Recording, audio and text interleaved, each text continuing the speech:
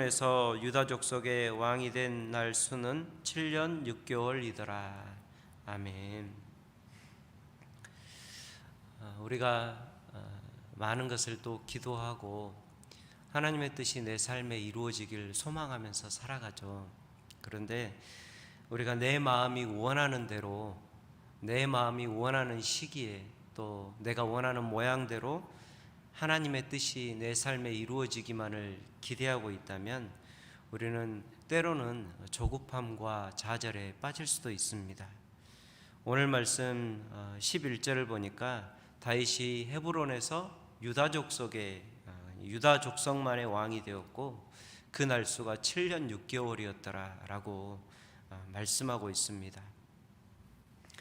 사울이 죽고 난 후에 사무엘이 기름 부어 세운 대로 다윗은 이제 내가 온 이스라엘의 왕이 될 줄 알았을 것입니다. 그런데 상황이 그렇지 않았습니다. 하나님께서는 다윗에게 또다시 7년 반을 기다리게 하시는 것입니다. 사울의 왕 이스보셋은 그 기간에 11지파의 왕이 되어서 이스라엘의 대부분의 영토를 차지하여 다스리는 동안 다윗은 이제 겨우 헤브론을 중심으로 한 유다 지파의 왕이 되어 유다 지파만을 다스리는 왕이 되었습니다. 사실 왕이라고 할 것도 없죠. 한 지파의 지파장 정도, 그 정도 수준에 머무르고 맙니다. 이런 상황 속에서 다윗이라면 그 기간 동안 쫓겨다닌 세월이 얼만데 10년 가까운 시간을 그렇게 사울의 손에 쫓겨서 도망다닌 도망자의 시간을 겪었는데 이제 또다시 하나님의 뜻이 내 삶에 이루어지지 않는 것을 본다면 심한 좌절을 겪을 수도 있을 것입니다. 그러나 만약에 이때 다윗이 기다리지 못하고 무리하게 나라를 차지하려 했다면 다윗은 훌륭한 군사를 두었기 때문에 물리적으로는 나라를 차지할 수 있었을지 모르겠습니다. 그런데 다윗은 아마 그렇게 했다면 마음으로부터 온 이스라엘 모든 사람들의 존중과 사랑을 받는 그러한 왕이 되지는 못했을 것입니다. 하나님께서 허락하신 인내의 시간 동안 이스라엘의 마음이 점점 다윗에게로 기울어가기 시작합니다. 오늘 말씀 4절과 5절을 보니까 다윗은 가장 먼저 사울을 장사 지내준, 사울을 시체를 매장해준 길르앗 야베스 사람들에게 전령을 보내어 감사와 축복의 말씀을 전하는 것을 볼 수 있습니다. 길르앗 야베스는 사울에게 큰 은혜를 입은 지역입니다. 여러분, 우리가 이제 말씀 묵상을 쭉 사무엘상부터 해왔으니까 기억하실지 모르겠지만 암몬 사람 나하스라는 사람이 올라와서 길르앗 야베스의 주민들을 겁박합니다. 내가 너희들의 오른 눈을 다 빼버리겠다. 그렇게 하고 나서야 너희가 나한테 항복할 수 있을 것이다. 길르앗 야베스 주민들이 이 위기에 처했을 때 사울이 전 이스라엘의 군사를 일으켜서 길르앗 야베스를 암몬 사람 나하스의 손에서 구원해 줍니다. 이것이 바로 사울이 왕으로서 치렀던 첫 번째 전쟁입니다. 아주 대승을 거두죠. 이때부터 길르앗 야베스는 사울에게 충성을 다하는 지역이 되었습니다. 사무엘상 31장을 보면 블레셋 사람들이 사울의 시체를 벳산이라는 곳에 성벽에 못 박아서 전시합니다. 사울과 그의 아들들의 시체를 그렇게 마치 자기들의 전공을 치하하는 업적으로 그런 모양으로 이렇게 성벽에 못 박아서 전시를 합니다. 이 소식을 듣고 길르앗 야베스 사람들이 이스라엘 백성들이 아무것도 하지 못하고 있을 때 마음이 너무 아팠어요. 그래서 길르앗 야베스의 모든 용사들이 일어나서 밤새도록 달려갑니다. 밤새도록 달려가서 사울의 시체와 그의 아들들의 시체를 벳산 성벽에서 내려 수습하고 그 시체를 길르앗 야베스 땅으로 데리고 돌아와서 화장을 시키고 그것을 길르앗 야베스 땅에 무덤을 만들어서 장사를 지내줍니다. 7일 동안 금식하며 또 예를 갖추는 그러한 모습을 보입니다. 이때 벳산 땅이 이스라엘 땅이 아니었습니다. 전쟁은 이스라엘 땅에서 벌어졌지만 벳산이라는 땅은 이때 당시에는 이스라엘 땅이 아니었고 블레셋 족속에 속한 그런 이방의 땅이었습니다. 여러분, 어느 누가 쉽게 적진에 파고 들어가서 나의 왕의 시체를 구해올 사람이 쉽게 있겠습니까? 그런데 길르앗 야베스 사람들은 사울의 시체를 가져오는 위험을 기꺼이 감수하는 모습을 보입니다. 사울을 사랑함에 있어서 대표적인 도시라고 하면 바로 길르앗 야베스고, 사울에게 충성을 다하는 사람이 있다면 대표적인 사람들이 바로 길르앗 야베스의 사람들이었을 것이라는 것입니다. 어떻게 보면 다윗의 입장에서 보면 가장 감정적으로 껄끄러울 수도 있는 그러한 사람들입니다. 그런데 다윗은 가장 사울의 편에 서주었던 사람들에게 지금 가장 먼저 가장 큰 감사와 축복의 말씀을 전하는 것입니다. 이제 내가 유다의 왕이 되었지만 너희들은 아무 염려도 하지 말아라. 내가 너희들을 보호하고 내가 너희들의 편이 되어주겠다라고 적극적으로 그 사람들의 편이 가장 먼저 되어주는 것입니다. 이로써 사울이 자기를 적대함으로 혹시 있을 수 있었던 불필요한 오해를 다윗은 없애버립니다. 더욱 이스라엘 백성들의 신뢰를 얻어가는 다윗의 모습을 볼 수 있습니다. 이처럼 이후에도 다윗은 지속적으로 자기에게 적대했던 사람들, 자기에게 잘못했던 사람들을 품어가고 그들을 사랑해가고 진심으로 위하는 태도를 보임으로 이스라엘의 마음을 얻어가고 있는 것입니다. 우리는 이것을 보며 오해할 수도 있습니다. 다윗이 정말 정치적인 수완이 뛰어난 사람이구나, 대단한 사람이구나, 그 마음에 야심을 품고 그 마음을 완전히 숨기는 사람이구나, 이렇게 생각할 수도 있었습니다. 그러나 전혀 그렇지 않습니다. 오히려 다윗에게는 무엇이 있었느냐? 바로 하나님 아버지의 마음이 있었습니다. 하나님의 눈으로 사람들을 바라보고 하나님의 눈으로 나의 백성을 바라보는 그러한 시각이 있었기 때문에 다윗은 이렇게 해갈 수가 있었습니다. 어제 사울과 요나단을 향한 다윗의 조가를 통해서도 우리가 살펴보았지만 다윗은 지속적으로 나의 개인적인 시각, 나의 인간적인 시각보다 하나님의 뜻과 하나님의 마음으로 이스라엘을 바라보는 것입니다.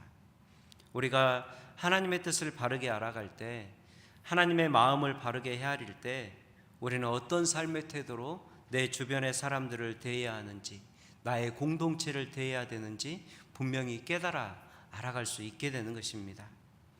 예수님은 이렇게 얘기하십니다. 너희가 내 이웃을 사랑하고 내 원수를 미워하라 하였다는 것을 너희가 들었으나 나는 너희에게 이르노니 너희 원수를 사랑하며 너희를 박해하는 자를 위하여 기도하라.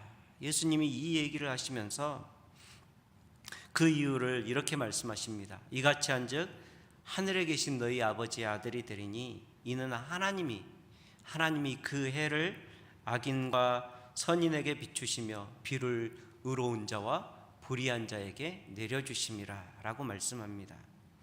여러분, 우리가 사람의 눈으로 보기에는 이 사람은 정말 악한 것 같고 내 눈으로 보기에는 이 사람은 의인인 것 같고 대부분 판단하며 살아갈 때가 많습니다.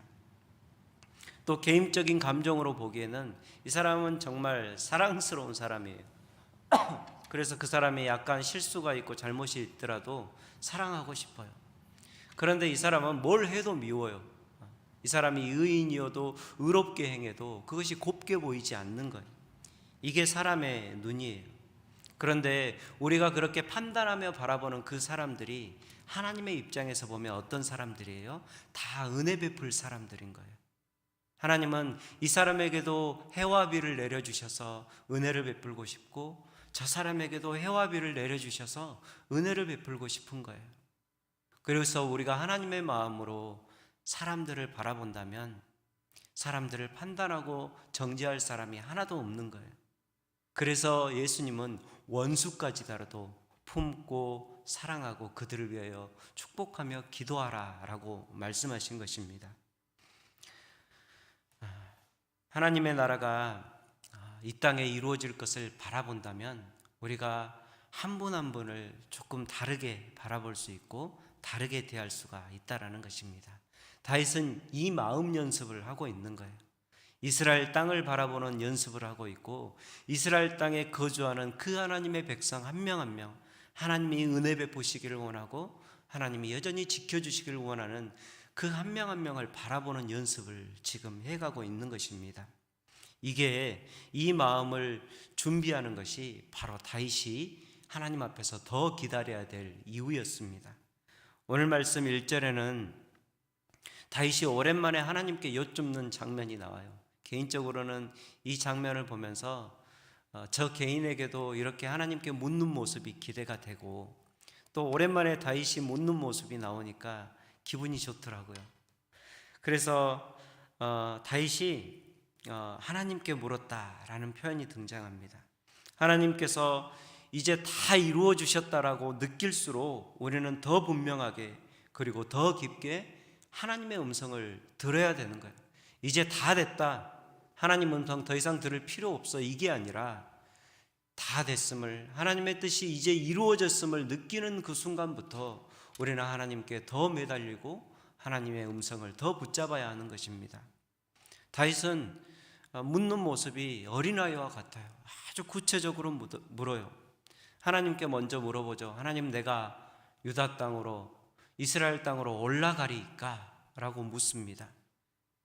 하나님이 대답해 주시죠. 올라가라. 그런데 그 음성을 듣고 난 후에 또 묻는 거예요. 어디로 가리까? 하나님이 말씀하십니다. 헤브론으로 갈지니라. 다 이루었다고 생각되는 순간이 올수록 아무것도 모르는 어린아이가 되어서 더욱 겸손하게 묻는 우리가 되기를 소망합니다. 여러분, 사무엘상부터 지금까지 보아온 다윗의 모습은 결코 어린아이의 모습이 아닙니다. 다윗의 모습을 보십시오. 군사적으로도 정치적으로도 아주 능숙하고 성숙한 모습을 보여주는 다윗입니다. 많은 사람들이 다윗 주변에 모여들었습니다. 그만큼 다윗에게 훌륭한 인격이 있었고 그들을 리드하는 리더십이 있었다라는 반증입니다. 리더로서 조금도 손색이 없는 실력을 갖춘 다윗이었지만 정작 하나님의 뜻 앞에서는 항상 다윗은 어린아이와 같았습니다. 요한복음을 보면 예수님은 공생의 내내 그 삶의 이름 앞에, 그 삶의 행적 앞에 달고 다니는 이름이 있었습니다. 바로 나를 보내신 이, 나를 보내신 이를 항상 그 모든 말에 달고 살았습니다. 하나님 아버지, 나를 보내신 이, 내가 하고자 하는 모든 일에 하나님 아버지를 앞세우고 내가 하고자 하는 모든 말의 뜻에 하나님 아버지의 뜻을 먼저 이야기하는 예수님의 모습을 볼 수 있었습니다. 예수님 스스로 무엇이든 할 수 있을 것 같았지만 예수님의 모든 것은 나를 보내신 이의 뜻에 의해서 나를 보내신 이를 위해 하는 그런 일을 했던 것입니다. 여러분, 다윗의 인생에 가진 가장 큰 실력이 있다면 저는 단연 그것은 다윗이 하나님께 묻고 하나님께 듣는 실력이라고 평가하고 싶습니다. 분별이 힘든 세상을 살아가면서 하나님 나라를 꿈꾸며 살아가는 우리에게도 가장 필요한 실력이 있다면 바로 다윗처럼 하나님께 묻고 하나님의 음성을 듣는 실력일 것입니다. 여러분, 우리 킹스턴 한인교회 공동체가 하나님께 묻고 듣는 진정한 영적인 실력을 갖춘 공동체가 되기를 주의 이름으로 축복합니다. 여러분, 오늘 또 우리가 정말 이 새벽에 왜 하나님 앞에 나오셨습니까? 하나님 앞에 묻고 분명하게 하나님의 음성을 들으며 살아가는 우리 모두가 되기를 축복합니다. 그게 이 분별을 갖춰야 될 이 마지막 세대에 우리가 갖추어야 될 진짜 실력인 것입니다. 오늘 다윗처럼 하나님 앞에 오늘도 구체적으로 묻고 하나님의 들려주시는 그 음성 때문에 기뻐하며 믿음의 길을 걸어갈 수 있는 우리 모두가 되기를 주의 이름으로 축복합니다. 우리 함께 기도하겠습니다. 아버지 하나님, 하나님께서 주어주신 이 귀한 말씀에 우리 하루의 삶을 또 의탁해 갑니다. 모든 것이 다 되었다라고 생각할 순간에도 하나님이 기다리라고 하시면 인내할 수 있는 우리가 되길 소망합니다. 하나님이 참게 하시고 하나님이 기다리게 하시는 그 인내와 기다림 속에서 아버지 하나님, 내 삶에 이루어 가시는 하나님의 성숙함과 하나님께서 주시는 완전함이 보여지게 하여 주옵소서. 아버지 하나님, 주님의 음성을 듣기를 소망합니다. 내가 모든 것을 할 수 있는 자처럼 행하지 않게 하여 주시고, 오늘도 하나님 아버지 앞에 어린아이와 같은 마음으로 물을 수 있는 우리가 되길 소망합니다. 주님의 나라를 꿈꾸며 하나님 나에게 들려주시는 그 귀한 음성을 소망하는 우리 모두가 되길 원합니다. 우리 공동체가 하나님의 음성이 들려주는 공동체가 되길 원합니다. 사랑하는 성도들의 가정이 주님의 음성이 들려주는 가정들이 되기를 원합니다. 우리의 삶에 오늘도 주의 귀한 음성을 들려주옵소서. 감사하며 예수님의 이름으로 기도합니다. 아멘.